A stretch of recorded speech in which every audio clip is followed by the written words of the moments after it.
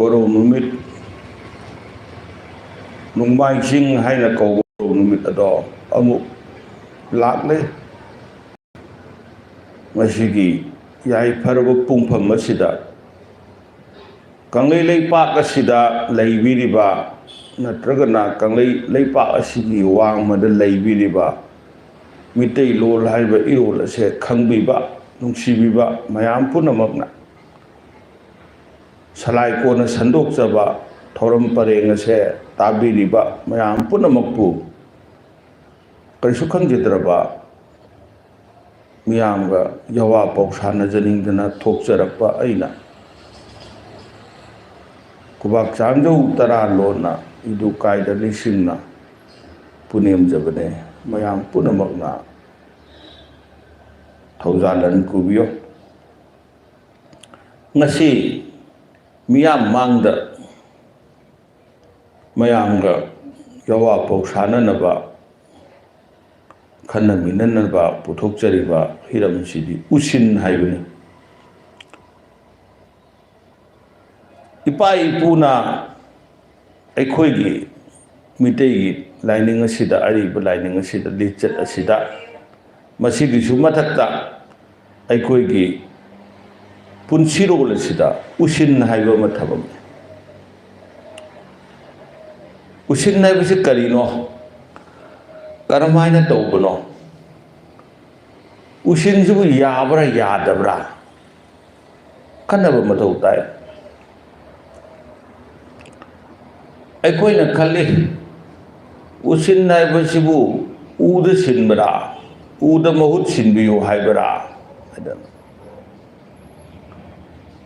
adu oiruba taragadi usin haibo waise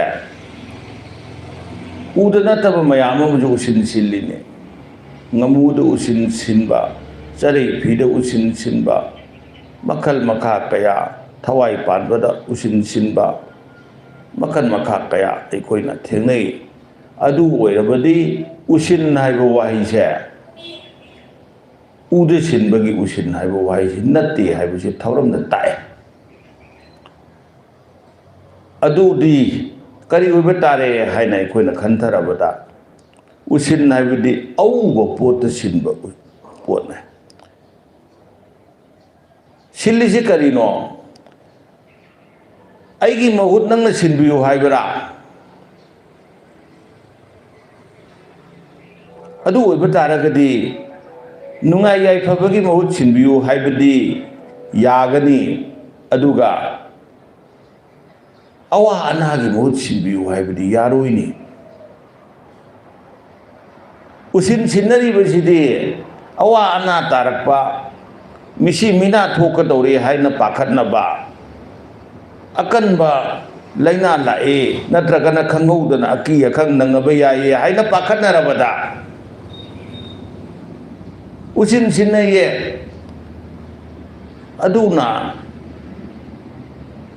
usindi asigumba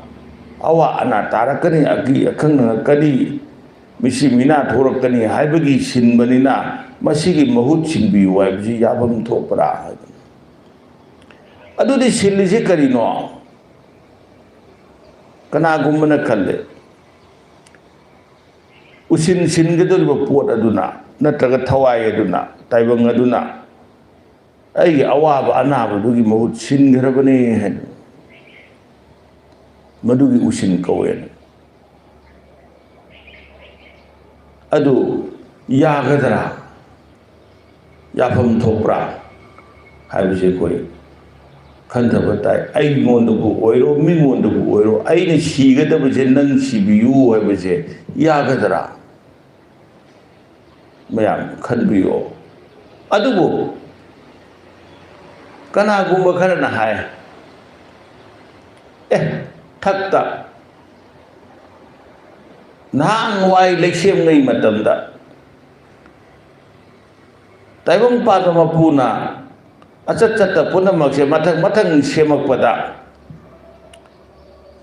madugi thawai panba duna madugi damakta awa ana tarakpa matamda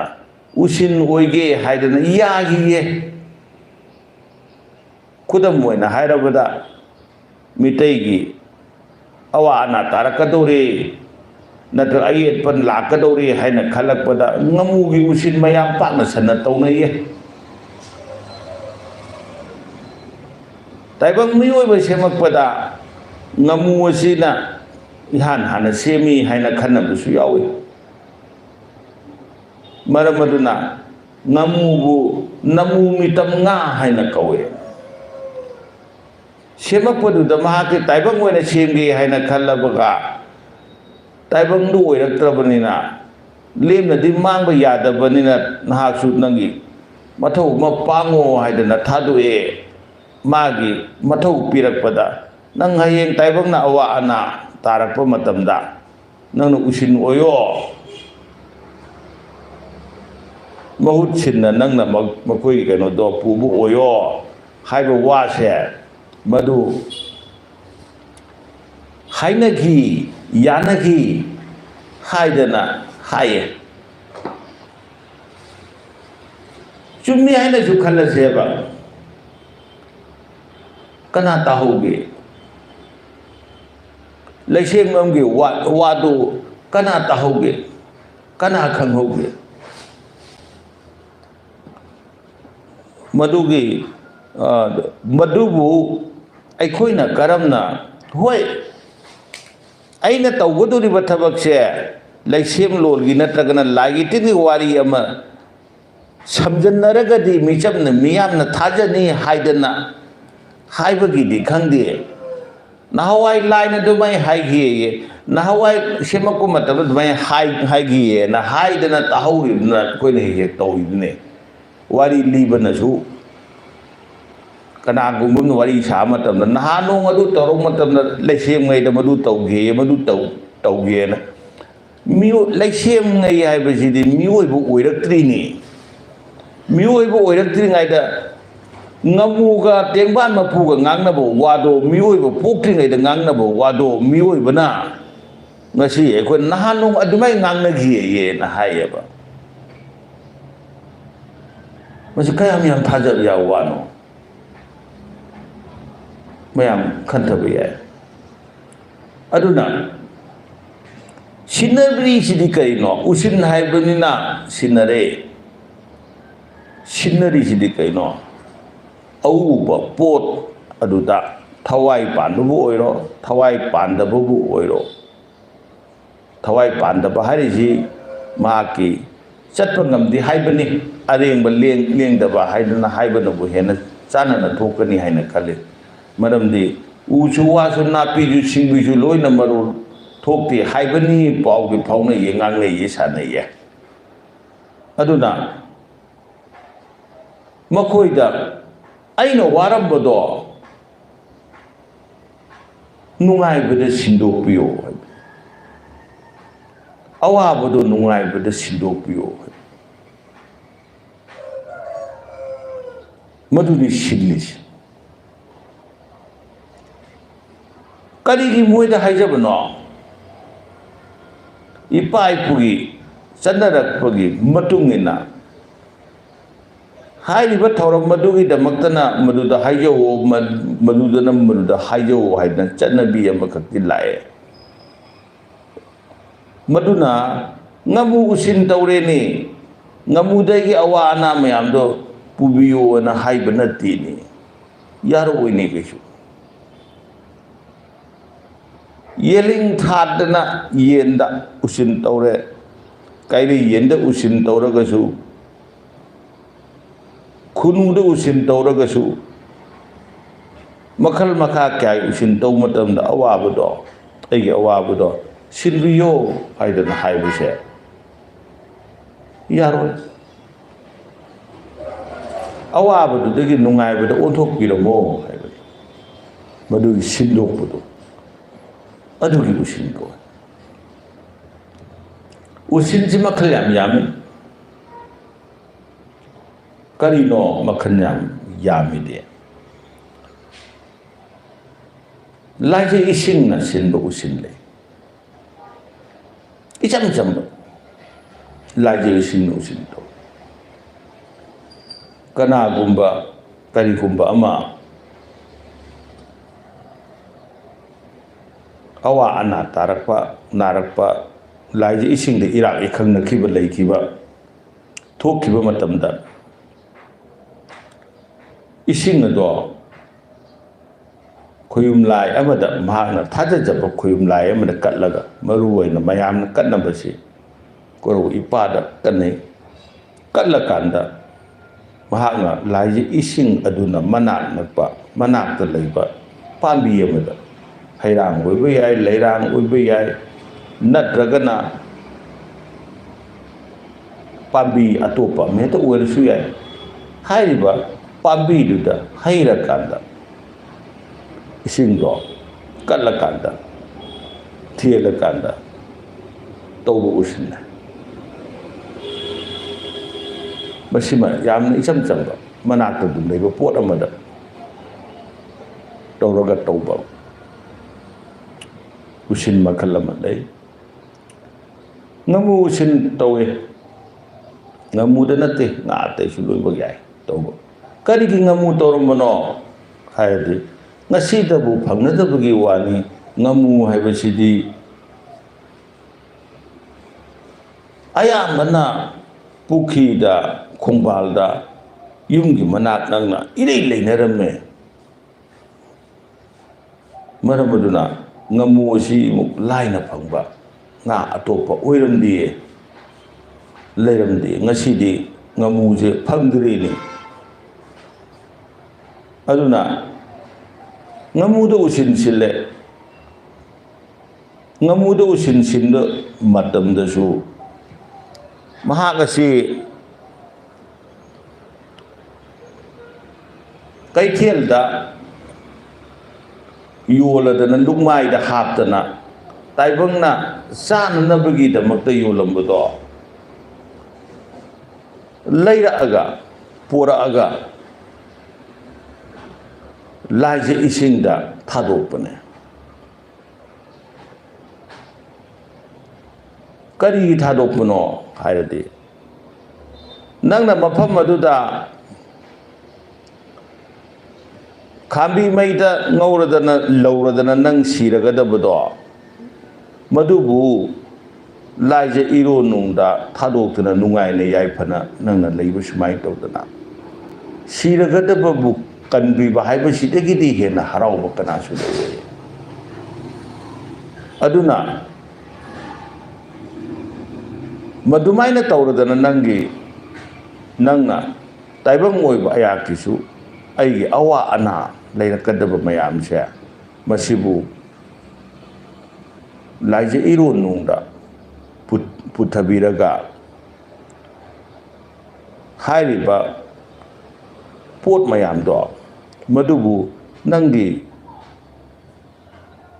nasai gumna namaina haiba mat haidana chatpa matamda loina mangjibu oihanbiyo hapadi awa anasindo maduda hapaga pubani kanagumba amana madu pubanate maduda thadokhiba matamda mahaki thawaida nungaiba penbaga loinana matamduda thawaiduna ngamuge thawaiduna nang yaifajaro ko haiduna haiba khanba yai koina ngamu jibu lairane ngamuna aikoida pharo hairaga aikoi da phaba ngambro pharadra bi khoi je ngamuna langje pharo haira mena khallase phagadra aikoi na hatana sariba ngamu kasuri tabjina koida nungai jero yai phajaro nangi awa ana da kokcharo kain hairaga kodra khandabi yai adu itardi usin silise ngamu usin silise toktabra haijani budi taibang panba mapuna asat chatta punamak thawai panba pandaba punamak si semakpada lai amam yawe punamak ta lai yawe asat pada sulai yawe chatta pada sulai yawe madubu aikoi na kari haina ꯈꯛꯇ ꯅꯩꯅꯈ꯭ꯔꯦ ꯍꯥꯏꯕꯗ ꯇꯧꯂꯣꯏ ꯂꯥꯏ ꯁꯤꯗꯕ ꯍꯥꯏꯗꯅ ꯑꯩꯈꯣꯏꯅ ꯅꯩꯅꯈꯤ ꯂꯥꯏ ꯌꯥꯎꯕ ꯉꯥꯛꯇꯅꯦ ꯎꯁꯨ ꯋꯥꯁꯨ ꯅꯥꯄꯤꯁꯨ ꯁꯤꯡꯕꯤꯁꯨ ꯊꯋꯥꯏ ꯄꯥꯟꯕꯁꯨ ꯄꯥꯟꯗꯕꯁꯨ ꯂꯥꯏ ꯌꯥꯎꯕ ꯉꯥꯛꯇꯅꯦ ꯊꯋꯥꯏ ꯑꯃꯅ ꯈꯩꯅ ꯄꯦꯟꯖꯔꯒꯗꯤ ꯃꯄꯨ ꯃꯥꯅ ꯈꯩꯅ ꯄꯦꯜꯂꯦ ꯍꯥꯏꯕꯅꯤ ꯂꯥꯏ ꯃꯥꯅ ꯈꯩꯅ ꯄꯦꯜꯂꯦ ꯍꯥꯏꯕꯅꯤ ꯁꯤꯔꯒꯗꯕꯗꯨ ꯀꯟꯕꯤꯕ ꯍꯥꯏꯕꯁꯤꯗꯒꯤ ꯍꯦꯟꯅ ꯅꯨꯡꯉꯥꯏꯕꯗꯣ ꯊꯋꯥꯏ ꯑꯇꯣꯞꯄꯗ ꯂꯩꯔꯣꯏꯌꯦ ꯃꯗꯨꯒꯤꯗꯃꯛꯇ ꯍꯔꯥꯎꯗꯅ ꯅꯨꯡꯉꯥꯏꯗꯅ ꯅꯪꯅ ꯑꯩꯕꯨ ꯀꯟꯕꯤꯔꯛꯄꯁꯦ ꯅꯨꯡꯉꯥꯏꯈ꯭ꯔꯦꯗꯀꯣ ꯅꯪ ꯌꯥꯏꯐꯕ ꯍꯥꯏꯕꯗꯨ ꯑꯣꯏꯔꯣꯀꯣ ꯑꯩꯒꯨꯝꯅ ꯅꯨꯡꯉꯥꯏ ꯌꯥꯏꯐꯅ ꯁꯤꯔꯒꯗꯕ ꯑꯩꯅ ꯍꯤꯡꯕꯁꯦ ꯃꯁꯨꯃꯥꯏꯅ ꯇꯧꯗꯅ ꯑꯩꯕꯨ ꯍꯤꯡꯍꯜꯂꯒꯤꯕ ꯅꯪꯕꯨꯁꯨ ꯍꯤꯡꯕ ꯑꯣꯏꯔꯁꯅꯣ ꯍꯤꯡꯕ ꯑꯣꯏꯌꯣ ꯍꯥꯏꯗꯅ ꯊꯋꯥꯏ ꯑꯃꯗ ꯍꯥꯏꯔꯝꯕꯅꯤ ꯈꯨꯗꯝꯗꯤ ꯂꯥꯡꯐꯝ ꯑꯃ ꯇꯥꯔꯦ ꯂꯥꯡꯐꯝꯗꯨꯒꯤ ꯑꯣꯏꯅ ꯑꯍꯜ ꯑꯍꯨꯝ ꯆꯥꯛ ꯄꯤꯖꯔꯛꯑꯣ ꯐꯤꯔꯣꯏ ꯐꯤꯉꯥꯝ ꯀꯠꯂꯣ ꯇꯔꯦꯠ ꯁꯦꯟꯖꯥ ꯀꯠꯂꯒ ꯈꯨꯔꯨꯝꯖꯋꯣ ꯍꯥꯏ ꯀꯔꯝ ꯀꯥꯟꯗ ꯇꯧꯏ ꯑꯋꯥ ꯑꯅꯥ ꯇꯥꯔꯛꯄ ꯃꯤꯁꯤ ꯃꯤꯅꯥ ꯊꯣꯛꯀꯗꯧꯔꯦ ꯈꯣꯠꯀꯗꯧꯔꯦ ꯍꯥꯏꯔꯛꯄ ꯃꯇꯝꯗ ꯑꯍꯜ ꯑꯍꯨꯝꯈꯛ ꯀꯧꯔꯒ ꯆꯥꯛ ꯄꯤꯖꯩꯅꯦ ꯃꯈꯣꯏꯒꯤ ꯑꯋꯥ ꯑꯅꯥ ꯇꯥꯔꯛꯀꯗꯕ ꯃꯌꯥꯝꯗꯨ ꯆꯥꯛ ꯄꯤꯖꯔꯒ ꯑꯍꯜ ꯑꯍꯨꯝꯗꯨꯅ ꯄꯨꯕ ꯑꯣꯏꯕ ꯇꯥꯔꯗꯤ ꯑꯍꯜ ꯑꯍꯨꯝꯗꯨ ꯀꯅꯥꯅ ꯆꯥꯛ ꯆꯥꯅꯤꯡꯗꯣꯏꯅꯣ ꯍꯥꯏꯖꯔꯤꯕ ꯑꯩꯒꯤ ꯑꯋꯥꯕꯁꯦ ꯄꯨꯕꯤꯔꯣ ꯄꯩꯁꯥꯁꯨ ꯂꯧꯕꯤꯔꯣ ꯐꯤꯁꯨ ꯂꯧꯕꯤꯔꯣ ꯑꯗꯨꯒ ꯑꯩꯒꯤ ꯑꯋꯥꯕꯁꯦ ꯄꯨꯕꯤꯔꯣ ꯑꯩꯒꯤ ꯁꯤꯌꯨ ꯅꯥꯎ ꯍꯥꯏꯕꯁꯦ ꯄꯨꯕꯤꯌꯣꯅ ꯑꯍꯜ ꯑꯍꯨꯝꯗꯨꯅ ꯈꯣꯏꯔꯝꯗ ꯑꯍꯜ ꯑꯍꯨꯝꯗꯨꯅ ꯌꯥꯒꯗ꯭ꯔꯣ ꯑꯌꯥꯕ ꯄꯤꯊꯣꯔꯛꯑꯣꯏ ꯑꯗꯨꯕꯨ ꯇꯧꯅꯩꯌꯦ ꯀꯔꯤꯒꯤ ꯇꯧꯅꯕꯅꯣ ꯍꯥꯏꯔꯒꯗꯤ ꯑꯍꯜ ꯑꯍꯨꯝꯗꯨꯅ ꯆꯥꯛ ꯆꯥꯕꯤꯌꯨ ꯍꯥꯏꯕꯗ ꯑꯍꯟꯅꯁꯨ ꯑꯗꯨꯝ ꯌꯥꯏꯌꯦ ꯆꯥꯏꯌꯦ ꯃꯗꯨ ꯃꯍꯥꯛꯅ ꯑꯋꯥꯕ ꯇꯥꯒꯗꯕꯗꯨ ꯌꯨꯝꯕꯨꯗꯨꯗꯒꯤ ꯑꯋꯥꯕ ꯇꯥꯒꯗꯕꯗꯨ ꯄꯣꯔꯛꯀꯗꯕꯅꯤ ꯃꯥꯒ ꯂꯣꯏꯅꯅ ꯄꯣꯔꯛꯀꯗꯕꯅꯤꯅ ꯈꯜꯂꯒꯗꯤ ꯑꯍꯟꯗꯨꯒꯤ ꯌꯨꯝꯗ ꯂꯩꯔꯤꯕ ꯃꯆꯥ ꯃꯃꯧ ꯃꯁꯨꯁꯤꯡꯅꯁꯨ ꯌꯥꯔꯣꯏꯅꯦ ꯆꯥꯕꯤꯔꯨꯅꯨ ꯍꯥꯏꯅ ꯊꯤꯡꯒꯅꯤꯕ ꯅꯨꯄꯥꯗꯨꯁꯨ ꯑꯉꯥꯎꯕꯃꯛꯇꯤ ꯅꯠꯇꯕꯅꯤꯅ ꯃꯗꯨ ꯆꯥꯔꯒ ꯑꯋꯥ ꯑꯅꯥ ꯅꯪꯉꯛꯀꯗꯕ ꯃꯤꯁꯤ ꯃꯤꯅꯥ ꯊꯣꯛꯂꯛꯀꯗꯕ ꯑꯣꯏꯕꯅꯤꯅ ꯃꯗꯨ ꯆꯥꯔꯨꯔꯒ ꯀꯩꯁꯨ ꯃꯌꯨꯝꯗ ꯍꯜꯂꯛꯄꯁꯨ ꯌꯥꯔꯣꯏ ꯆꯥꯁꯨ ꯆꯥꯅꯤꯡꯉꯣꯏꯕ ꯑꯗꯨꯕꯨ ꯆꯥꯅꯔꯝꯃꯦ ꯑꯍꯜ ꯑꯍꯨꯝ ꯅꯦꯛꯑꯒ ꯈꯣꯏꯔꯝꯕꯗ ꯑꯍꯜ ꯑꯍꯨꯝꯗꯨꯅ ꯍꯔꯥꯎ ꯍꯔꯥꯎ ꯌꯥꯅꯩꯌꯦ ꯀꯔꯤꯒꯤ ꯌꯥꯕꯅꯣ ꯍꯥꯏꯔꯒꯗꯤ ꯃꯣꯏꯅ ꯄꯨꯕ ꯅꯠꯇꯦ ꯀꯩꯗꯧꯕ ꯆꯥꯛ ꯍꯥꯏꯕꯁꯤꯗꯤ ꯃꯗꯨꯗ ꯄꯨꯛ ꯊꯟꯈ꯭ꯔꯕ ꯃꯇꯝꯗ ꯄꯩꯁꯥꯗꯤ ꯃꯌꯥꯝ ꯑꯃ ꯄꯤꯔꯕꯁꯨ ꯈꯔꯒ ꯍꯥꯞꯍꯟꯅꯤꯡꯉꯦ ꯍꯥꯞꯀꯦ ꯍꯥꯏꯕꯗ ꯑꯗꯨꯝ ꯌꯥꯏ ꯁꯅꯥꯁꯨ ꯃꯌꯥꯝ ꯑꯃ ꯄꯤꯕ ꯃꯇꯝꯗ ꯈꯔꯒ ꯑꯃꯨꯛ ꯍꯥꯞꯀꯦ ꯍꯥꯏꯕꯗ ꯑꯗꯨꯝ ꯌꯥꯏ ꯆꯥꯛ ꯍꯥꯏꯕꯁꯤꯗꯤ ꯃꯍꯥꯛꯇꯤ ꯈꯔꯒ ꯍꯦꯟꯅ ꯄꯨꯛ ꯊꯜꯂꯦ ꯍꯥꯏꯕ ꯃꯇꯝꯗ ꯈꯔꯒ ꯍꯦꯟꯅ ꯆꯥꯁꯜꯂꯣ ꯈꯤꯇꯪ ꯍꯥꯞꯄꯛꯀꯦꯅ ꯌꯥꯔꯦ ꯌꯥꯔꯦꯅ ꯈꯥꯝꯅꯩꯌꯦꯕ ꯑꯈꯝꯕ ꯅꯥꯏꯕ ꯃꯐꯝꯕꯨ ꯄꯨꯛꯇ ꯆꯥꯒꯗꯕ ꯈꯝꯕ ꯅꯥꯏꯕ ꯃꯐꯝꯕꯨ ꯄꯨꯈꯝ ꯀꯧꯏ ꯑꯗꯨꯅ ꯏꯄꯥ ꯏꯄꯨꯅ ꯄꯨꯈꯝ ꯍꯥꯏꯗꯅ ꯇꯦꯡꯅ ꯀꯣꯠꯅ ꯆꯥꯏꯌꯦ ꯇꯦꯡꯀꯣꯠ ꯀꯧꯋꯦ ꯄꯨꯈꯝ ꯇꯦꯡꯀꯣꯠꯀꯤ ꯃꯥꯒꯤ ꯋꯥꯍꯟꯊꯣꯛ ꯃꯌꯥꯝ ꯂꯩꯖꯩ ꯑꯗꯨꯅ ꯃꯍꯥꯛꯀꯤ ꯑꯄꯥꯝꯕ ꯁꯔꯦꯡꯕꯨ ꯊꯣꯡꯉꯁꯨ ꯑꯍꯥꯎꯕ ꯄꯣꯠ ꯊꯣꯡꯉꯁꯨ ꯃꯍꯥꯛꯀꯤ ꯆꯥꯅꯤꯡꯕ ꯑꯄꯥꯝꯕꯗꯣ ꯑꯈꯝꯕ ꯅꯥꯏꯕꯗꯤ ꯀꯗꯥꯏꯗꯅꯣ ꯄꯨꯈꯝꯗ ꯍꯥꯞꯄꯗ ꯇꯦꯡꯀꯣꯠꯇ ꯍꯥꯞꯄ ꯃꯇꯝꯗ ꯑꯣꯏ ꯃꯔꯝ ꯑꯗꯨꯅ ꯄꯨꯛ ꯄꯤꯛ ꯊꯟꯈ꯭ꯔꯕ ꯆꯥꯛ ꯆꯗꯨꯝ ꯑꯃ ꯍꯥꯞꯄꯛꯀꯦ ꯍꯥꯏꯕꯗ ꯌꯥꯔꯛꯇ꯭ꯔꯕ ꯑꯗꯨꯒꯨꯝꯕ ꯃꯇꯝꯗꯣ ꯃꯇꯝꯗꯨꯗꯗꯤ ꯃꯍꯥꯛꯀꯤ ꯄꯦꯟꯕꯒꯤ ꯃꯈꯩ ꯌꯧꯔꯦ ꯃꯗꯨꯒꯤ ꯃꯊꯛꯇ ꯆꯔꯩ ꯐꯤ ꯀꯜꯂꯦ ꯇꯔꯦꯠ ꯁꯦꯟꯖꯥ ꯀꯜꯂꯦ ꯄꯦꯜꯂꯣꯏꯗꯣꯏꯁꯤ ꯀꯗꯥꯏꯗꯅꯣ ꯄꯦꯜꯂꯕ ꯃꯇꯝꯗꯨꯗ ꯃꯉꯣꯟꯗ ꯌꯥꯎꯔꯤꯕ ꯊꯋꯥꯏꯗꯣ ꯑꯗꯨꯅ ꯑꯍꯜ ꯑꯃ ꯑꯣꯏꯕꯒꯤ ꯊꯋꯥꯏꯗꯣ ꯃꯗꯨꯅ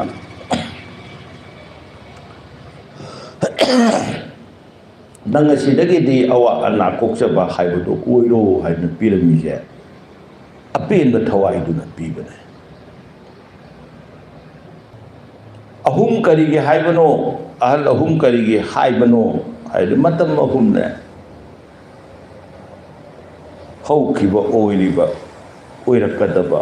ꯃꯇꯝ ꯑꯍꯨꯝꯅꯦ ꯃꯩ ꯏꯁꯤꯡ ꯅꯨꯡꯁꯤꯠꯅꯦ ꯃꯩ ꯏꯁꯤꯡ ꯅꯨꯡꯁꯤꯠꯅ ꯃꯌꯥꯏ ꯑꯍꯨꯝꯅ ꯃꯌꯥꯏ ꯄꯨꯝꯅꯃꯛꯀꯤ ꯃꯍꯨꯠ ꯁꯤꯜꯂꯦ ꯑꯗꯨ ꯅꯣꯡꯒꯤꯁꯨꯅꯦ ꯃꯗꯨꯒꯤ ꯃꯊꯛꯇ ꯆꯪ ꯇꯥꯕꯅꯦ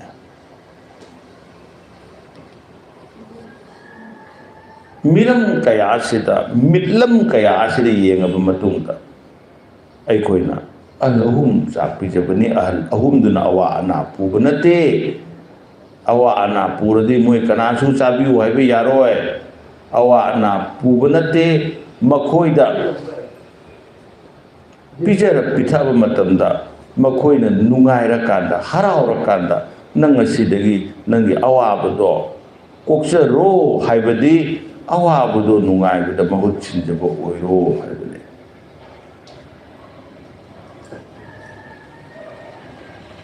ꯃꯔꯝ ꯑꯗꯨꯅ ꯎꯁꯤꯟ ꯈꯨꯗꯤꯡꯃꯛꯁꯦ ꯁꯤꯟꯅꯔꯤꯁꯤ ꯀꯔꯤꯅꯣ ꯍꯥꯏꯕ ꯃꯇꯝꯗ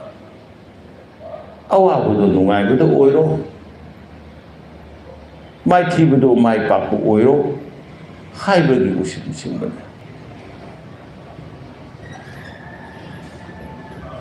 ꯌꯦꯜꯂꯤꯡ ꯊꯥꯕ ꯍꯥꯏꯕ ꯑꯃ ꯂꯩ ꯍꯧꯖꯤꯛꯇꯤ ꯌꯦꯜꯂꯤꯡ ꯊꯥꯕꯁꯦ ꯍꯦꯛ ꯊꯥꯗꯣꯛꯄꯒ ꯐꯥꯔꯒ ꯍꯦꯛ ꯂꯥꯏ ꯈꯨꯔꯨꯝꯕ ꯂꯣꯏꯔꯒ ꯐꯥꯔꯒ ꯑꯗꯨꯝ ꯆꯥꯊꯣꯛꯏꯅꯤ ꯑꯗꯨꯗꯒꯤꯗꯤ ꯌꯦꯜꯂꯤꯡ ꯊꯥꯒꯗꯧꯔꯤꯕ ꯃꯤ ꯑꯗꯨꯅꯁꯨ ꯈꯣꯡꯕ ꯍꯧꯔꯛꯄ ꯈꯨꯃꯤꯠ ꯊꯣꯛꯄ ꯍꯧꯔꯛꯄ ꯃꯃꯩ ꯀꯣꯟꯊꯔꯛꯄ ꯌꯦꯟꯕꯥ ꯔꯥꯕ ꯑꯆꯧꯕ ꯑꯃꯗ ꯊꯥꯎ ꯍꯥꯏꯕꯁꯤ ꯄꯩꯁా ꯌꯥꯝ ꯇꯤꯡꯕꯅꯤꯅ ꯑꯄꯤꯛꯄꯗ ꯊꯥꯅꯕ ꯍꯣꯠꯅꯩ ꯑꯗꯨꯗꯤ ꯀꯔꯤꯒꯤꯅꯣ ꯌꯦꯜꯂꯤꯡ ꯊꯥꯕꯒꯤ ꯋꯥꯍꯟꯊꯣꯛ ꯂꯩꯇꯦꯅꯦ ꯌꯦꯜꯂꯤꯡ ꯊꯥꯕ ꯍꯥꯏꯗꯤ ꯌꯦꯟ ꯍꯤꯡꯅ ꯊꯥꯗꯣꯛꯄ ꯍꯥꯏꯕꯅꯤꯅꯦ ꯌꯦꯟꯗꯣ ꯀꯩꯔꯦ ꯌꯦꯟꯗꯣ ꯍꯤꯡꯅ ꯊꯥꯗꯣꯛꯑꯣ ꯍꯥꯏꯕ ꯍꯥꯠꯇꯣꯛꯑꯒ ꯆꯥꯊꯣꯛ ꯇꯥꯔꯗꯤ ꯋꯥꯍꯟꯊꯣꯛ ꯂꯩꯇꯦ ꯎꯁꯤꯟ ꯁꯤꯟꯕ ꯄꯣꯠꯁꯤꯅ ꯀꯪꯗꯅ ꯁꯤꯔꯕ ꯁꯦ ꯁꯝꯅ ꯍꯥꯏꯔꯕꯗ ꯇꯂꯥ ꯄꯥꯃꯦꯜ ꯑꯃꯗ ꯀꯅꯥꯒꯨꯝꯕ ꯑꯃꯥꯏꯕ ꯑꯃꯅ ꯀꯅꯥꯒꯨꯝꯕ ꯑꯅꯥꯕ ꯑꯌꯦꯛꯄ ꯑꯋꯥꯕ ꯇꯥꯔꯕ ꯃꯤ ꯑꯃꯒꯤ ꯇꯂꯥ ꯎꯗꯨꯗ ꯄꯥꯃꯦꯟ ꯎꯁꯤꯟ ꯁꯤꯜꯂꯦ ꯎꯁꯤꯟ ꯁꯤꯜꯂꯤꯕ ꯎꯗꯣ ꯃꯗꯨꯅ ꯀꯪꯗꯅ ꯇꯦꯛꯇꯅ ꯁꯤꯔꯒꯗꯤ ꯈꯨꯗꯛꯇ ꯑꯅꯧꯕ ꯑꯃꯃꯨꯛ ꯍꯧꯔꯦ ꯍꯤꯡꯗꯕ ꯌꯥꯗꯦꯕ ꯃꯗꯨꯒꯤ ꯆꯠꯅꯕꯤ ꯑꯃ ꯂꯩ ꯎꯁꯤꯟꯁꯤ ꯃꯈꯜ ꯀꯌꯥ ꯃꯑꯣꯡ ꯀꯌꯥꯗ ꯁꯤꯟꯕꯅꯤ ꯍꯥꯟꯅꯒꯤ ꯌꯦꯜꯂꯤꯡ ꯊꯥꯔꯝꯕ ꯎꯁꯤꯟ ꯁꯤꯟꯕꯗꯤ ꯉꯁꯤꯒꯤ ꯑꯩꯈꯣꯏꯅ ꯊꯥꯔꯤꯕ ꯎꯁꯤꯟ ꯑꯁꯨꯒꯨꯝꯅ ꯌꯦꯜꯂꯤꯡ ꯎꯁꯤꯟ ꯑꯁꯨꯒꯨꯝꯅ ꯊꯥꯔꯝꯗꯦ ꯀꯥꯏꯔꯦ ꯌꯦꯟꯁꯤ ꯃꯆꯥꯅ ꯁꯤꯟꯕ ꯌꯥꯗ꯭ꯔꯤꯗꯤ ꯀꯩꯗꯧꯕꯒꯤꯅꯣ ꯍꯥꯏꯔꯗꯤ ꯃꯄꯤ ꯍꯥꯏꯕꯁꯤꯅ ꯃꯄꯨꯡ ꯐꯥꯏꯌꯦ ꯃꯆꯥ ꯍꯥꯏꯕꯁꯤꯗꯤ ꯃꯄꯨꯡ ꯐꯥꯗꯦ ꯃꯆꯦꯠ ꯃꯀꯥꯏ ꯑꯣꯏꯔꯤꯌꯦ ꯅꯨꯄꯥ ꯑꯗꯨꯒꯤ ꯅꯠꯇ꯭ꯔꯒ ꯅꯨꯄꯤ ꯑꯗꯨꯒꯤ ꯑꯋꯥ ꯑꯅꯥ ꯇꯥꯕ ꯃꯇꯝꯗ ꯑꯋꯥ ꯑꯅꯥ ꯇꯥꯔꯤꯕ ꯃꯌꯥꯝꯗꯣ ꯑꯉꯥꯡꯅ ꯃꯍꯨꯠ ꯁꯤꯟꯕꯗꯤ ꯃꯇꯤꯛ ꯃꯄꯥ ꯆꯥꯗꯦ ꯃꯔꯝ ꯑꯗꯨꯅ ꯎꯁꯤꯟ ꯁꯤꯜꯂꯤꯕ ꯄꯣꯠꯇꯨꯅ ꯍꯦꯟꯅ ꯃꯍꯥꯛꯀꯤ ꯑꯋꯥ ꯑꯅꯥ ꯇꯥꯔꯛꯀꯗꯕ ꯑꯣꯏꯌꯦ ꯑꯗꯨꯅ ꯊꯥꯏꯅꯒꯤ ꯑꯍꯜ ꯂꯃꯟꯁꯤꯡꯅ ꯑꯍꯜ ꯂꯃꯟ narakpa matamda kari hainaramni koina ahan kanna nariye angang changhangano tawhidiye hai mahut mareng singini hai masigi mahut mareng sinbasiju maiborongi kanglondadi sigi mahut mareng sinbasigi yabasu chanabisu lay masidi fattaba tabak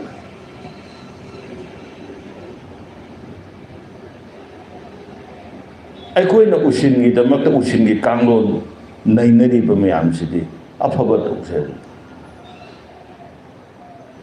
ꯃꯤꯑꯣꯏꯕꯅ ꯏꯄꯥ ꯏꯄꯨꯁꯤꯡꯅ ꯃꯤꯑꯣꯏꯕꯒꯤ ꯌꯥꯏꯐꯅꯕꯒꯤꯗꯃꯛ ꯃꯤꯑꯣꯏꯕꯒꯤꯗꯃꯛ ꯆꯠꯅ ꯀꯥꯡꯂꯣꯟ ꯃꯌꯥꯝ ꯁꯦꯝꯃꯝꯃꯦ ꯁꯦꯝꯃꯤꯕ ꯈꯨꯗꯤꯡꯃꯛꯁꯦ ꯌꯥꯏꯐꯅꯕꯅꯦ ꯃꯤꯑꯣꯏꯕꯁꯤ ꯅꯨꯡꯉꯥꯏꯅꯕꯅꯦꯕ ꯑꯗꯨꯕꯨ ꯃꯤꯑꯣꯏꯕꯅ ꯅꯣꯡꯃ ꯅꯣꯡꯃꯒꯤ ꯐꯠꯇꯕ ꯍꯦꯜꯂꯛꯄꯗꯒꯤ ꯃꯗꯨꯒꯨꯝꯕ ꯐꯅꯅꯕꯒꯤ ꯁꯦꯝꯂꯝꯕ ꯀꯥꯡꯂꯣꯟ ꯃꯌꯥꯝꯗꯣ ꯐꯠꯇꯅꯕꯗ ꯁꯤꯖꯤꯟꯅꯕꯅꯦ ꯃꯥꯂꯦꯝꯁꯤꯗ ꯂꯩꯔꯤꯕ ꯂꯥꯏꯅꯤꯡ ꯈꯨꯗꯤꯡꯃꯛꯁꯨ ꯃꯤꯑꯣꯏꯕꯒꯤ ꯐꯅꯕ ꯉꯥꯛꯇꯅꯤ ꯁꯦꯝꯂꯝꯃꯤꯁꯦ ꯃꯤꯑꯣꯏꯕ ꯍꯥꯏꯕꯁꯦ ꯀꯔꯝꯅ ꯆꯥꯎꯈꯠꯀꯗꯒꯦ ꯅꯨꯡꯁꯤ ꯆꯥꯟꯅꯅ ꯂꯩꯒꯗꯒꯦ ꯍꯥꯏꯗꯅ ꯁꯦꯝꯃꯝꯕ ꯂꯥꯏꯅꯤꯡ ꯀꯥꯡꯂꯣꯟ ꯉꯥꯛꯇꯅꯦ ꯑꯗꯨꯕꯨ ꯃꯤꯑꯣꯏꯕꯁꯤꯅ ꯐꯠꯇꯕ ꯑꯁꯨꯝ ꯍꯦꯟꯖꯜꯂꯛꯄꯗꯒꯤ ꯂꯅꯥꯏꯒꯤ ꯑꯄꯥꯝꯕ ꯃꯁꯥꯒꯤ ꯋꯥꯈꯜ ꯍꯦꯟꯖꯜꯂꯛꯄꯗꯒꯤꯗꯤ ꯀꯩꯗꯧꯔꯦ ꯂꯩꯔꯤꯕ ꯂꯥꯏꯅꯤꯡ ꯂꯤꯆꯠ ꯃꯌꯥꯝꯗꯣ ꯃꯥꯒꯤ ꯀꯥꯡꯂꯨꯞꯀꯤ ꯑꯣꯟꯊꯣꯛꯇꯅ ꯃꯥꯒꯤ ꯑꯣꯏꯖꯕ ꯃꯤꯠꯌꯦꯡꯗ ꯌꯦꯡꯉꯛꯇꯅ ꯐꯠꯇꯕ ꯂꯝꯕꯤꯗ ꯁꯤꯖꯤꯟꯅꯔꯛꯑꯦꯅꯦ ꯐꯠꯇꯕ ꯑꯣꯜꯂꯦ ꯑꯗꯨꯅ ꯂꯥꯏꯅꯤꯡꯅ ꯃꯔꯝ ꯑꯣꯏꯔꯒ ꯊꯋꯥꯏ ꯄꯥꯟꯕꯁꯤꯡꯒꯤ ꯃꯔꯛꯇ ꯑꯃꯒ ꯍꯥꯠꯅꯔꯦ ꯃꯤ ꯍꯥꯠꯅꯅꯕ ꯃꯤ ꯁꯤꯅꯅꯕ ꯄꯨꯊꯣꯛꯄ ꯄꯣꯠꯄꯨ ꯑꯐꯕ ꯑꯣꯏꯒꯗ꯭ꯔꯣ ꯑꯗꯨꯅ ꯑꯩꯅ ꯃꯌꯥꯝ ꯃꯃꯥꯡꯗ ꯊꯝꯖꯅꯤꯡꯉꯤꯗꯤ ꯌꯦꯜꯂꯤꯡ ꯊꯥꯕ ꯍꯥꯏꯗꯅ ꯂꯩꯔꯝꯕꯁꯦ ꯃꯁꯤ ꯍꯥꯠꯇꯣꯛꯄ ꯅꯠꯇꯦ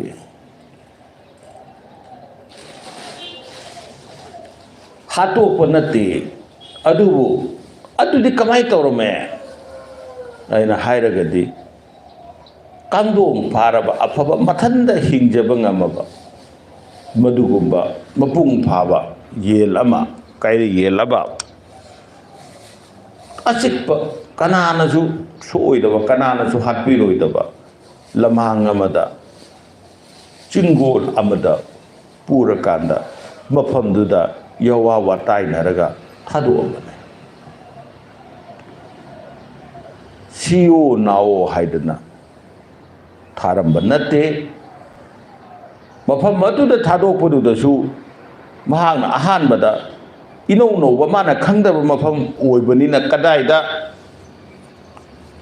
ꯃꯆꯤꯟꯖꯥꯛ ꯊꯤꯒꯅꯤ ꯀꯗꯥꯏꯗꯒꯤ ꯏꯁꯤꯡ ꯊꯛꯀꯅꯤ ꯀꯩꯔꯤ ꯌꯦꯟꯗꯨꯅ ꯈꯪꯉꯣꯏꯌꯦ ꯃꯔꯝ ꯑꯗꯨꯅ ꯃꯍꯥꯛꯀꯤ ꯃꯅꯥꯛꯇ ꯅꯨꯃꯤꯠ 6ꯅꯤ 5ꯅꯤ 8ꯅꯤ 이와 와드나 마푹 탄나 짜바 야제나 버기다막다 따라징 라이제 이싱 만나다 탐마가 타느라네 징농다 징골다 마구 가나주 핫비로이다바 마닝 땀나 타도고 사우제꾸나 막 파전 분신드나 탐바 미우이브나 마게 풍는 게 아빠암바드기 떠우버네 가나주 마닝 tamdaba pajan punsindana thamba punsi kanana ju pamdi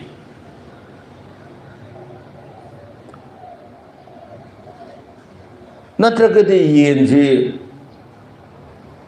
aikoina phage hayen tongtamda hotna kaisu chilui paithuoyeba mramdi mina phabi basi pamdi ba pajan punjan basi aduna kairi yenduda kairi yendugi thaki wari mayam leigre kamai tor kholak padudi mai bulongi wane madu tuoka ekoina kairi yendo madu nahan nongdi mana aibu kalae ngasigi laiba taibang sidadi aina nangbu kanmane aina nangbu kandana nangina sinja hadana leibuse ngasidi kangdung pharaba matik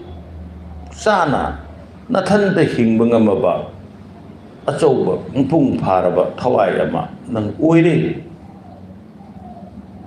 umang sida wamang sida kanasu nangonda ayet piroi da mapam sida nang naning tamna leiro haidna thado maku thado mikup tuda maku phajan dana pun sin dana mapun si chupa polang na updana yengon da phajin dana mapu aduna pijaning bakara pijaning daga to tawdana leirambado taibang megi makha pon leirambado nang ngasidagi naning tamo haibani matamduda mahakna misak ado madugi awabado nungaibada silamane yeling thabagi paramdi asin sarem chanbasu onana chanbane sabu lenda chanba athoiba sagi manungda chanba leni da athoiba ne ngasi koina ngama sarem challe sareng ama sarem challe natragana ai koina chaningba pot ama thainagi matamdi kauren chanda sarem challe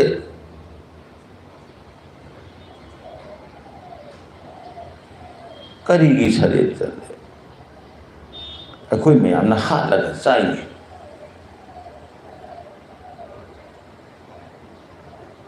hatlaga chanabadi aikoigi chinjak oirineba aikoigi chinjak tu aina chaningbo chinjak tu hangam khangde kobi khangde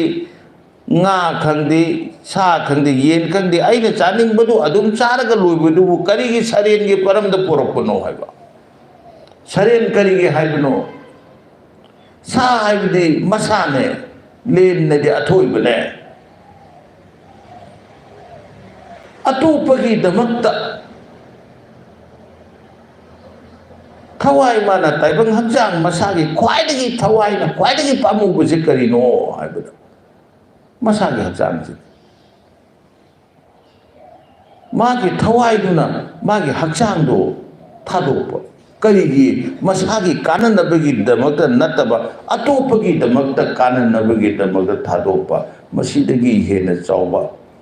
kathokpa leiti miyoiba punamak aigi oige tanabane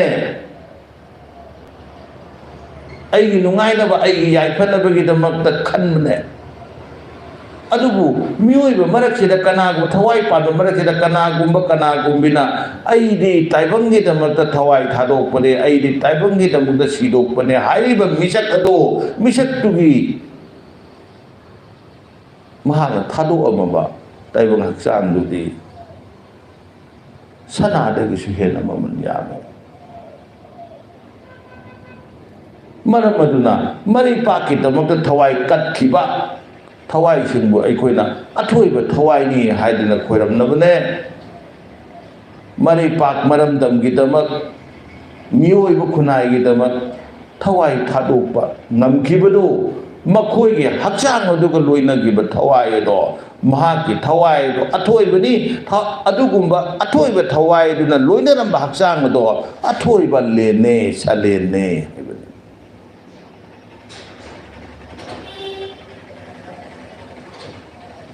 aduna salen chanba haibali salen gi singda chanba singdi masingda athoiba hakchang ni haina thaba yaba haibali ngana aikoije ngaje koina sareng ama purure natra karigumba ma pore aduga sareng jale hena sareng jalaga aina charade aina chaba yanana biruta ngado namdana atpani ni jibado thawai panbado namdana sialleba ꯑꯩꯒꯤꯗꯃꯛꯇ ꯅꯪꯗꯤ ꯁꯤꯕꯤꯔꯕꯅꯤ ꯍꯥꯏꯗꯅ ꯍꯥꯏꯔꯒ ꯑꯩꯅ ꯃꯥꯕꯨ ꯆꯥꯕꯅꯦꯕ.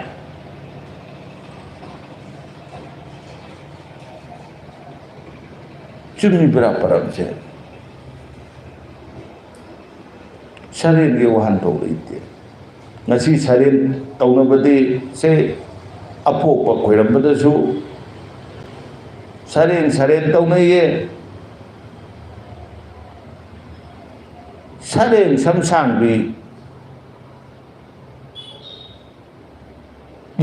ꯌꯥꯡꯂꯦꯟꯗ ꯉꯥꯡꯅ ꯅꯤꯡꯊꯤꯖꯕꯤ ꯃꯁꯦꯛ ꯃꯉꯥꯟ ꯊꯣꯛꯄꯤ ꯃꯈꯟ ꯃꯈꯟ ꯁꯔꯦꯡ ꯑꯃꯨꯕ, ꯁꯔꯦꯡ ꯑꯉꯥꯡꯕ, ꯁꯔꯦꯡ ꯑꯉꯧꯕ ꯃꯈꯟ ꯃꯈꯟ ꯇꯧꯋꯦ. ꯑꯗꯨ ꯅꯠꯇ꯭ꯔꯗꯤ ꯌꯥꯗꯦꯅ ꯊꯤꯅꯩ.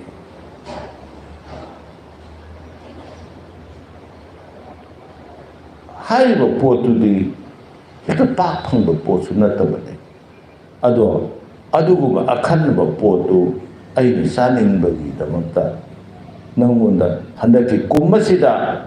ꯂꯥꯛꯀꯗꯕ ꯑꯋꯥꯕ ꯑꯅꯥꯕ ꯑꯌꯦꯠꯄ ꯑꯄꯟꯕ ꯁꯥꯒꯩ ꯁꯂꯥꯏ ꯑꯁꯤꯗ ꯊꯣꯛꯀꯗꯕ ꯃꯤꯁꯤ ꯃꯤꯅꯥ ꯂꯥꯛꯀꯗꯕ ꯃꯌꯥꯝ ꯄꯨꯝꯅꯃꯛꯇꯣ ꯃꯗꯨꯒꯤ ꯃꯍꯨꯠ ꯑꯣꯏꯅ ꯈꯣꯏꯌꯨꯝ ꯂꯥꯏ ꯑꯗꯨꯗ ꯑꯩꯅ ꯈꯣꯏꯌꯨꯝ ꯂꯥꯏ ꯂꯥꯠꯀꯗꯧꯔꯤꯕ ꯁꯥꯒꯩ ꯁꯂꯥꯏ ꯑꯄꯣꯛꯄ ꯈꯪꯗꯦ ꯑꯃ ꯈꯪꯗꯦ ꯃꯗꯨꯗ ꯍꯥꯏꯔꯤꯕ ꯑꯋꯥ ꯑꯅꯥ ꯇꯧꯒꯗꯧꯔꯤꯕ ꯃꯌꯥꯝꯗꯨꯒꯤ ꯃꯍꯨꯠ ꯁꯤꯜꯂꯒ ꯁꯔꯦꯡꯗꯣ ꯁꯥꯂꯦꯟꯒꯤ ꯃꯍꯨꯝ ꯍꯥꯏꯗꯤ ꯁꯥ ꯑꯊꯣꯏꯕ ꯁꯔꯦꯡ ꯆꯜꯂꯦ.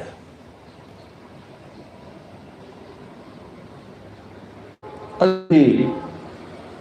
ꯏꯄꯥ ꯏꯄꯨꯅ ꯊꯝꯃꯝꯕ ꯑꯊꯣꯏꯕ ꯃꯁꯥꯅꯤ ꯍꯥꯏꯕꯗꯨꯒꯤ ꯋꯥꯈꯜꯗꯨꯗꯤ ꯊꯩꯔꯞ ꯆꯠꯈ꯭ꯔꯦ. ꯁꯔꯦꯟꯗꯨꯗꯤ ꯊꯋꯥꯏ ꯃꯥꯅ ꯈꯜꯂꯒ ꯃꯥꯒꯤ ꯍꯛꯆꯥꯡꯗꯨ ꯊꯥꯗꯣꯛꯑꯝꯒꯗꯕꯅꯦ. ꯍꯧꯖꯤಕ್ ꯂꯩꯔꯤꯁꯤꯅ ꯑꯇꯣꯞꯄ ꯍꯛꯆꯥꯡ ꯑꯃ ꯑꯩꯈꯣꯏꯅ ꯏꯁꯥꯒꯤꯗꯃꯛꯇꯈꯜꯂꯒ ꯊꯋꯥꯏꯒ ꯍꯛꯆꯥꯡꯒ ꯀꯥꯏꯅꯍꯟꯈꯤꯕꯗꯣ ꯑꯩꯅ ꯅꯠꯇꯕ ꯑꯇꯣꯞꯄꯗꯨꯅ. ꯑꯗꯨꯒ ꯁꯔꯦꯟ ꯆꯜꯂꯦ ꯍꯥꯏꯕꯗ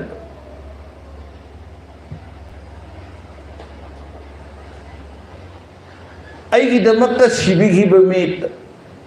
ꯊꯋꯥꯏ ꯊꯥꯗꯣꯛꯈꯤꯕ ꯃꯤꯗꯣ ꯑꯩꯅꯗꯤ ꯑꯩꯒꯤ ꯏꯐꯝꯗꯗꯤ ꯃꯉꯣꯟꯗꯒꯤ ꯍꯦꯟꯅ ꯆꯥꯎꯕ ꯀꯅꯥ ꯂꯩꯇꯦ. ꯁꯤꯒꯗꯧꯔꯕ ꯑꯩꯕꯨ ꯑꯅꯧꯕ ꯃꯄꯣꯛ ꯄꯣꯛꯍꯟꯕꯤꯕꯗꯤ, ꯑꯩꯅ ꯑꯃꯨꯛ ꯍꯤꯡꯒꯠꯂꯛꯄꯗꯤ ꯃꯄꯣꯛ ꯆꯨꯞꯄꯁꯤꯃ ꯑꯩꯒꯤ ꯄꯨꯟꯁꯤ ꯆꯨꯞꯄꯁꯤꯃ ꯃꯍꯥꯛꯀꯤ ꯊꯧꯒꯜ ꯇꯧꯔꯕꯁꯨ ꯋꯥꯠꯀꯗꯕꯗꯅꯤ. ꯑꯗꯨꯅ ꯊꯥꯏꯅ ꯏꯄꯥ ꯏꯄꯨꯁꯤꯡꯅ ꯀꯔꯤ ꯇꯧꯔꯝꯃꯤ? ꯑꯉꯝ ꯃꯊꯧ ꯅꯤꯡꯊꯧꯁꯤꯡꯅ ꯃꯍꯥꯛꯁꯦ ꯁꯤꯒꯗꯕ ꯂꯩꯔꯕ ꯃꯇꯝꯗ ꯃꯍꯥꯛꯄꯨ ꯀꯜꯂꯦ ꯀꯅꯥꯒꯨꯝꯕ ꯑꯃꯅ. ꯃꯣꯏꯔꯥꯡꯒꯤ ꯋꯥꯔꯤꯗ ꯃꯣꯏꯔꯥꯡ ꯅꯤꯡꯊꯧꯕꯨ ꯀꯩꯅ ꯃꯌꯥꯝꯅ ꯑꯣꯝꯁꯤꯜꯂꯒ ꯍꯥꯠꯀꯦ ꯇꯧꯕ ꯃꯇꯝꯗ ꯄꯨꯔꯦꯝꯕꯅ ꯀꯜꯂꯦ. ꯄꯨꯔꯦꯝꯕꯅ ꯀꯜꯂꯛꯄꯗꯨꯗꯒꯤ ꯑꯅꯧꯕ ꯃꯄꯣꯛ ꯑꯁꯤꯗꯤ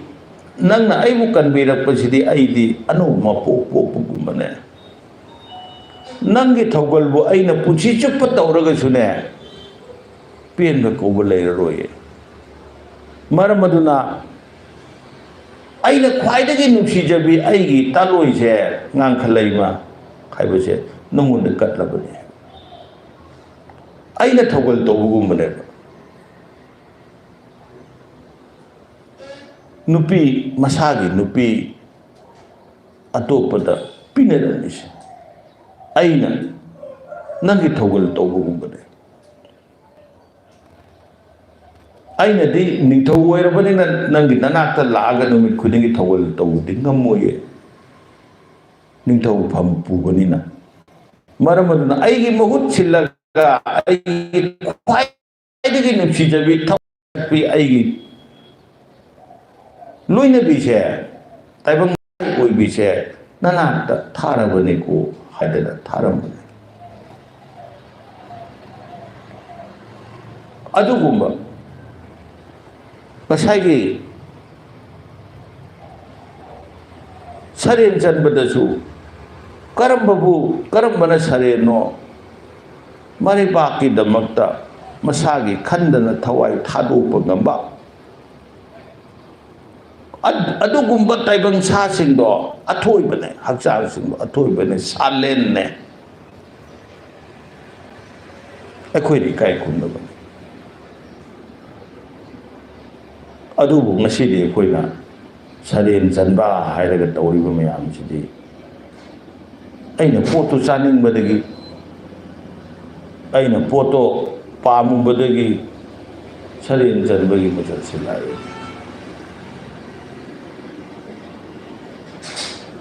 Koyum Laida Tawai Pan Bakatobu Honabaran Koyum Laidi Achat Punamam Shimibuni Tawai Pan Pun Maksimagi Masa Hingba Natani Aidang Paraga Inau di Warasunu Sirasunu Kan Bahona Baraba Limlay Ngazu Koyum Line Seme Aibu Taibong Oiba Aina Koyum Lagi Masani Hairagadi Limlay Ngadi Masawi the Baraba Masa Oiba Limlay Ngado Masi Sabi Ro in a cut Taragadi Koyum Laidubu Masa Saba Laida Katham Thupra Koyum Laidi Hai Tari Hai Masat Mung Laitaba Popa Siban Naidaba Mazumamin Laiti Haida Hai Vanilla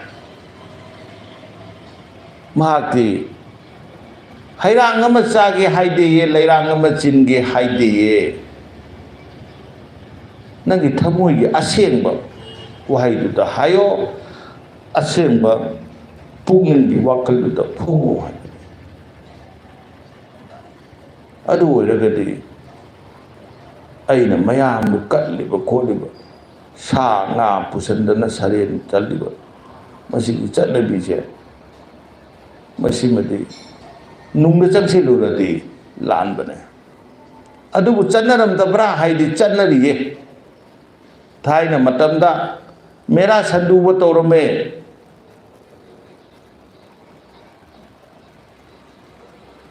Sandang Senba Maring Nasisu Kulu in a lady Sandang Mayam Nintogi Si Legatamba Madu Porak Laganda Mera Hojo Gada Nunga and Pondo Kanda Madu Hatlaga Tuba Hybrid Siba Hybrid Santuba Hybrid Santuba San Siba Hybrid Adu Hatlaga Tuhalaga Equina Adugi Matamduda Sandang do Sabani Mayam Karigino Saning Mene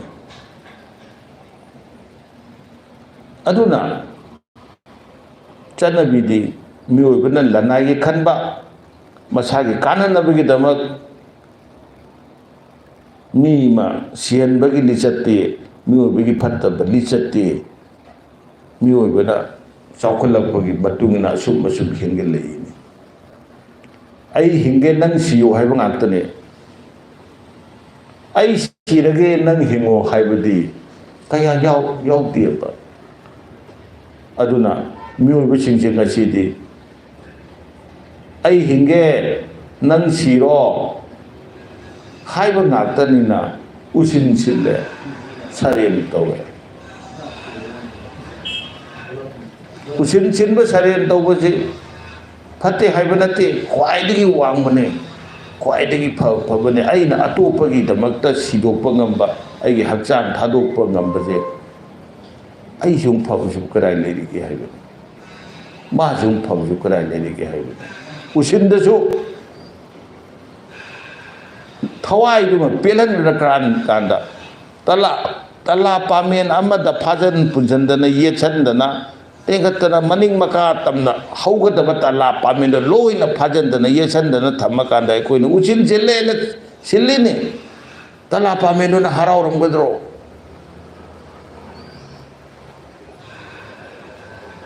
Aduna tauriba usingi machatse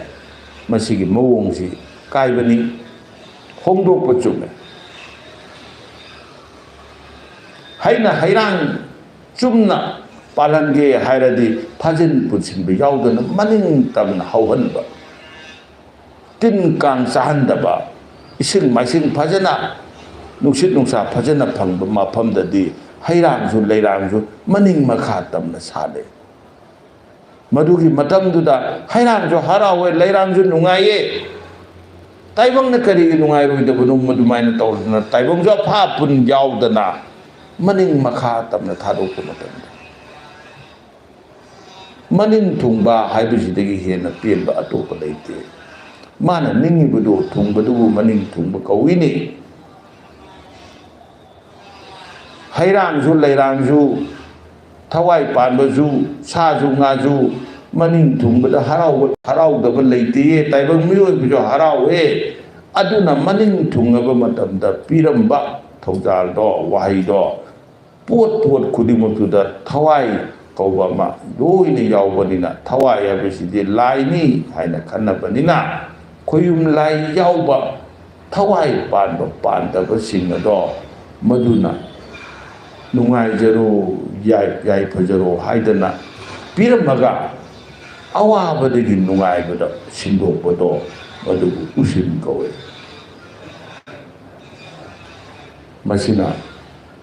ahanu tangkap oisi aduna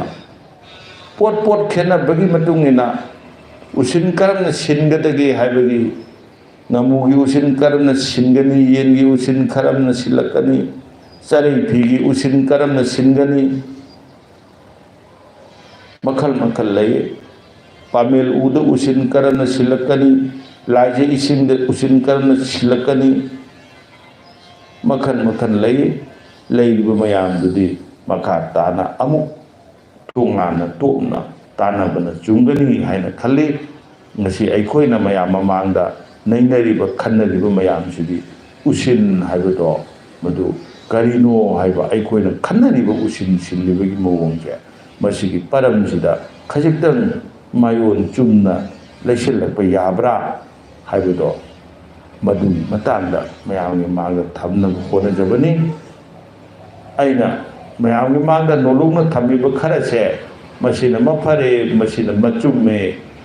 haijaba nachade chumbra haidana mayamda thawdokjabani mayamna khananaba thamakpani mayamgi kambibiyu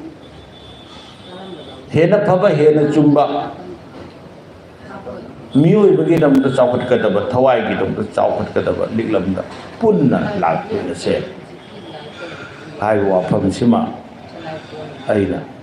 salaipon gi maikaidagi nolukna mayam punamakta thamjaraga mayam punamakku amukan aroibo oina amuka kurumjari hai haya he